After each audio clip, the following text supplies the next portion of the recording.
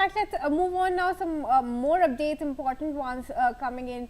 Iran's new Supreme Leader, Mojtaba Khamenei, has reportedly now agreed to negotiate with the United States and reach an agreement.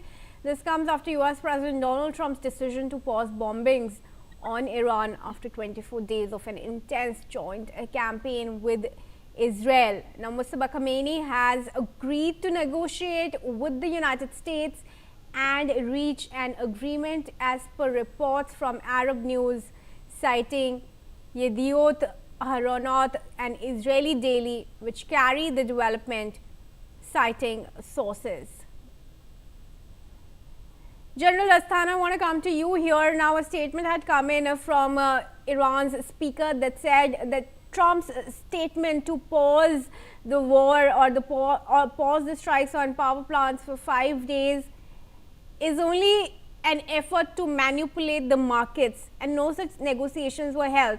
Now again, reports are emerging saying that Mojtaba may be in favor of negotiations with Trump. What's your reading into it?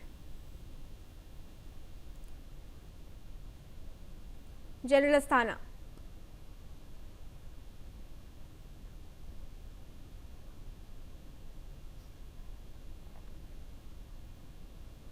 All right, I'm not sure if General Asthana can hear me very well.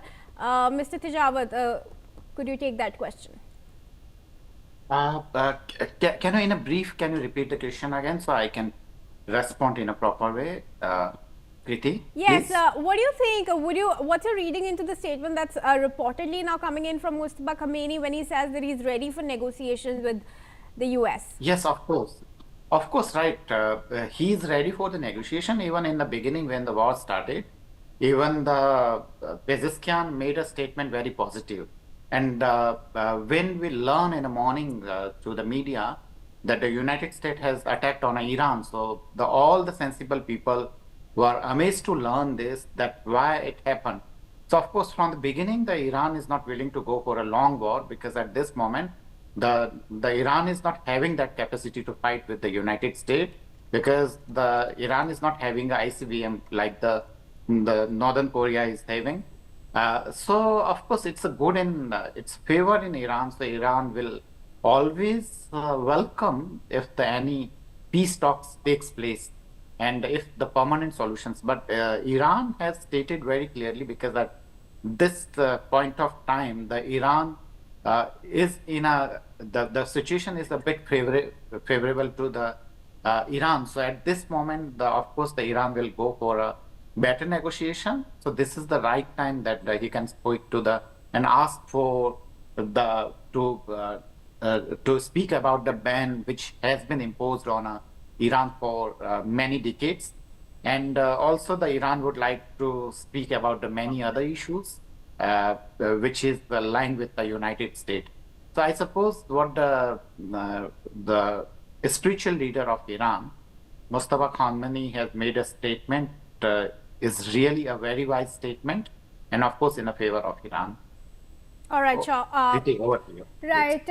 Now, according to reports, viewers, the Philippines president has now said that grounding planes due to a shortage of jet fuel brought on by the war is a distinct possibility. Reports say that President Ferdinand Marcos Jr. stated that several countries have informed Philippine airlines they cannot refuel aircraft, forcing Philippine operators to carry fuel for both outbound and return journeys.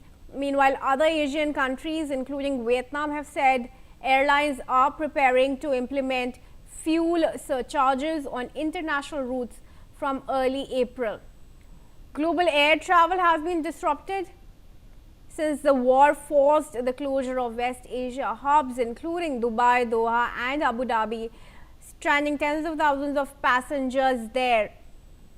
General Asthana, we are seeing a clear consequence of the conflict now spreading to countries far across Asia, Philippines being the latest, clearly seeing an impact as far as aviation turbine fuel is concerned.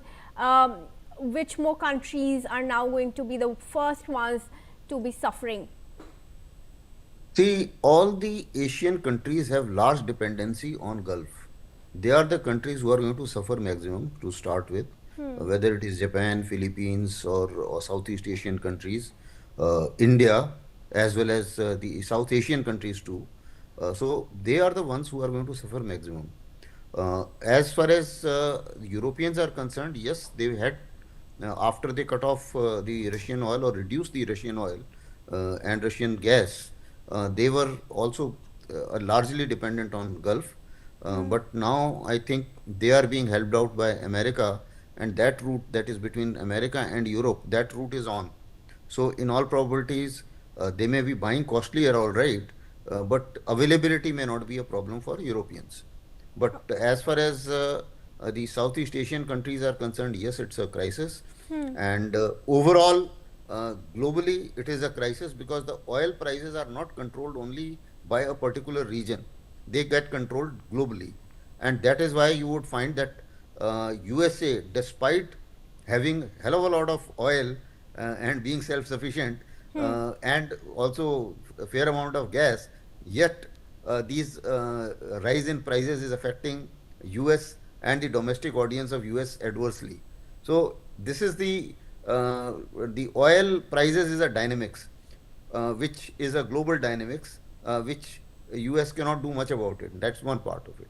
The second is, and the answer to that is a smooth flow of oil. There is no other answer to that. The second issue, which is, and that is why you would have found that they gave concessions to Russia that okay, everybody can buy Russian oil for 1 month. They not only they also gave a waived the sanctions on Iran. That even Irani's oil, if wherever it is floating, it can be bought by anybody. So that is the kind of crisis which others face. The other issue is the issue of the advantage. There is a comparative advantage which Russia has got. In fact, President Trump with this war has given a bounty to him. With Russia, with the oil prices rising up, whatever assets, dollars they had frozen of Russia, I think Russia has got much more than that in almost no time. So it's a big bounty for Russia. Yeah. As far as China is concerned, again, while there is a crisis this side, Chinese are also largely dependent on Gulf, but then they have slightly better mechanisms in a manner that they can transship oil from Iran through land route, that is through Central Asian republics. Then they have tremendous amount of pipelines from Central Asian Republic to China. Then they also have the methodology, easy methodology to get it from Russia. So their routes are not getting blocked, although they are also buying fair amount of oil from Gulf. But where China is benefiting is that America, with all the resources getting committed in Middle East, with so much of expenditure, in a big power contestation, China gets a competitive advantage because at the same time, when Iran is fighting America, America is getting weaker. Iran obviously is getting a heavy punishment and getting degraded, but America too is getting weaker, and their ammunition stockpile is reducing, and they have no capacity to intervene or dictate any terms in Indo-Pacific or South China Sea or things like that. So I think this oil dynamics, as well as the degradation which both sides suffer, has an impact globally, as well as on the aggressor too. Even Israel is also having a rough time because attack on Dimona was a big surprise to them. Yes. It was a town. It was in the township this time. Next time it could be on the nuclear plant itself. Now that perhaps is one of the reasons as to why this 5 days pause has come